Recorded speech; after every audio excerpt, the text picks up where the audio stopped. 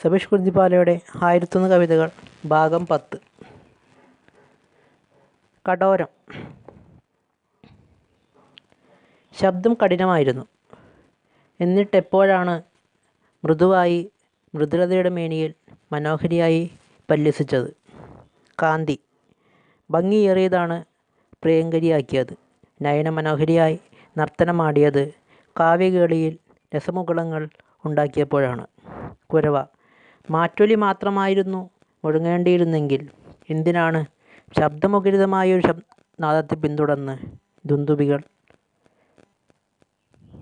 പുനഃസൃഷ്ടിച്ചത്. കണി കാഴ്ചയ്ക്കൊരു നിധികുംഭം നിറച്ച് തുളുമ്പിയപ്പോഴാണ് തരളിതമായ മനസ്സിൻ്റെ അടിത്തട്ടിൽ സുഗന്ധങ്ങൾ വ്യാപിച്ചത്. കുളക്കടവ് വെയിലേറ്റ് തളർന്ന് വിശ്രമവേളയ്ക്കൊരിടം തിരഞ്ഞപ്പോഴാണ് ആകാശം മുട്ടെ വളർന്ന വൻമരങ്ങൾക്ക് കീഴെ തണലാസ്വദിച്ച് മയങ്ങിയത്. ദൂരം അകലമെത്രയെന്നറിയാതെ വിദൂരതയിൽ ഒരു മാത്ര കാഴ്ചയിൽ ലയിച്ചപ്പോഴാണ് സൂക്ഷ്മതയോടെ കൊടുക്കൽ വാങ്ങലുകൾക്ക് കളമൊരുക്കിയത്. വിദൂരം മനസ്സൊന്നകന്ന് ശരീരമൊന്നറിയാതെ വിയർത്തപ്പോഴാണ് ഉള്ളിലെ നോവലകൾ കടൽത്തിര പോലെ ആഞ്ഞടിച്ചത്. മൂർധന്യം വെറുതെയൊരു പുകച്ചുരുളിൻ്റെ ഉള്ളിലേക്കാഴ്ന്നിറങ്ങി കുതിർന്നപ്പോഴറിഞ്ഞത് മനസ്സൊരു മനോരോഗിയാണെന്ന്. തൂലിക മഷിത്തണ്ട് പോലൊരു ഹൃദയമായിരുന്നു. ലോലമായ വാക്കെടുത്ത് മൗനത്തെ ചേർത്ത് ശക്തമാക്കിയപ്പോഴാണ് അക്ഷരങ്ങൾ പുനർജനി നേടിയത്. ആദ്യാക്ഷരം നാവിലാദ്യമായി എഴുതപ്പെട്ടത്. പിന്നെ ചുറ്റുപാടുകൾ സമൂഹത്തിലെഴുതിയ നിർവചനങ്ങൾക്ക് സന്മാർഗമായി തീർന്നത്. നീരുറവ ഉറവയായി നിറയെ നിധി അടിത്തട്ടിൽ സംഭരിച്ചത്. സമഭാവനയോടെ ശാന്തി പുലർന്നപ്പോഴാണ് അറിഞ്ഞത്. നിർവികാരം ശൂന്യമായി തുടങ്ങി അല്പാൽപമായി സംഭരിച്ച് കരുത്തു കൂടിയപ്പോഴാണ് ജീവിതത്തിന് അർത്ഥം കിട്ടിയത്. കുംഭം മനസ്സ് നിറച്ച് നൽകിയത്.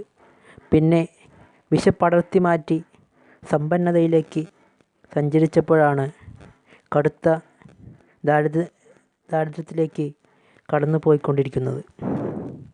കുംഭ നിറച്ച് സ്ഥലം തികയാതെ വന്നപ്പോഴാണ് വൈരാഗ്യത്തിലേർപ്പെട്ട് സ്വന്തം ആത്മാവിനെ നഷ്ടപ്പെടുത്തി വിരൂപനായത്. കഷണ്ടി മണലാരണ്യം തേടി യാത്രയ്ക്കൊരുങ്ങിയപ്പോഴാണ് വെള്ളം വറ്റി കിണറുകൾ പുഷ്പിച്ചത്. കൊലവിളി പകപോക്കാൻ തുടങ്ങിയപ്പോഴാണ് മനസ്സൊരു എഴിഞ്ഞ ചാരമായി നമ്മളിൽ നിന്നകന്ന് മറ്റൊരാളിലേക്ക് കടന്നുപോയത്. സീറോ ബൾബ് വെട്ടം കുറച്ച് ദൈർഘ്യത കൂട്ടിയപ്പോഴാണ് മാനഹാനി സംഭവിച്ചത്. സംഭവിച്ചതൊന്നും ആയുരാരോഗ്യത്തിൻ്റെ അളവുകൾ തുന്നിയതെന്ന് തിരിച്ചറിഞ്ഞതും അവിടെ നിന്നാണ്. സീറോ വാട്ട് അളവെത്ര കുറച്ചിട്ടും എന്തിനാണ് ഗുണനിലവാരത്തിൻ്റെ പേരിൽ നാം നമ്മെ തന്നെ മറന്നുപോയിക്കൊണ്ടിരിക്കുന്നത്. നൗക എത്ര തുഴഞ്ഞിട്ടാണ് അക്കരെ നിന്ന് തിരക്കിട്ടൊരു യാത്രയിൽ ഇക്കരയെത്തിയത്. എന്തിനാണ് നാം ഒരു യാത്ര അതിനുവേണ്ടി തിരഞ്ഞെടുത്തത്. ബലാബലം തുല്യമായിട്ടാണ് വീതിച്ചത്. എന്നിട്ടെപ്പോഴാണ് കരുത്തിൻ്റെ അടിസ്ഥാനത്തിൽ കീറി മുറിച്ചത്.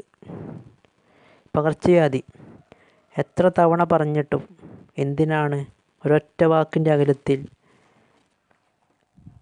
നമ്മെ തന്നെ നമ്മളിൽ നിന്ന് അടർത്തി മാറ്റിയത്.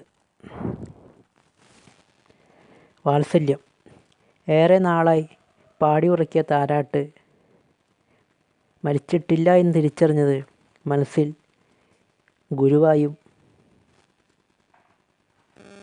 ഗുരുവായും അധ്യാപകനായും എല്ലാമായും അമ്മയെ ഓർത്തപ്പോഴാണ്.